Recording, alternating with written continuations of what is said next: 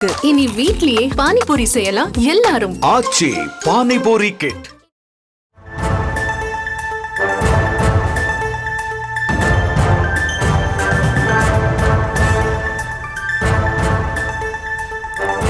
அண்மை செய்தியை பார்த்து வருகிறோம். அதிமுக பாஜக கூட்டணி தொடர்பாக முதலமைச்சர் மு.க.ஸ்டாலினுக்கு இபிஎஸ் பதிலடி கொடுத்திருக்கிறார். விவரங்களை செய்தியாளர் ராஜேஷ் வழங்க கேட்கலாம். ராஜேஷ், வணக்கம். முழு விவரங்கள் என்ன? வணக்கம். அமித்ஷா நேற்று அதிமுக தலைவர்களை சந்தித்து கூட்டணி ஒப்பந்தத்தை மேற்கொண்டனர். அதிமுக பாஜக கூட்டணி மேற்கொண்டிருக்கக்கூடிய நிலையில திமுக தரப்பில் கடுமையாக விமர்சனங்கள் முன்வைக்கப்பட்டிருக்கிறது.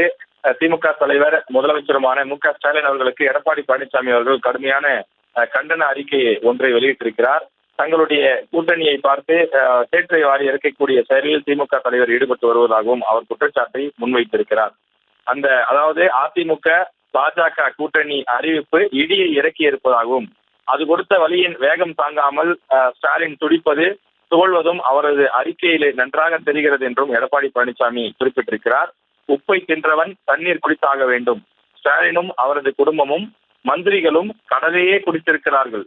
2026 சட்டமன்ற பொதுத் தேர்தலில் இந்த கொள்ளை கும்பலுக்கு மக்கள் சரியான பாடம் புகட்டுவார்கள் என்றும் அதிமுக பொதுச் செயலாளர் எடப்பாடி பழனிசாமி குறிப்பிட்டிருக்கிறார்.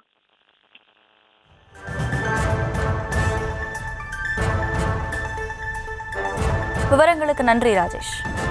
இனி வீட்லயே பானிபூரி செய்யலாம் எல்லாரும். ஆச்சி பானிபூரி கிட்.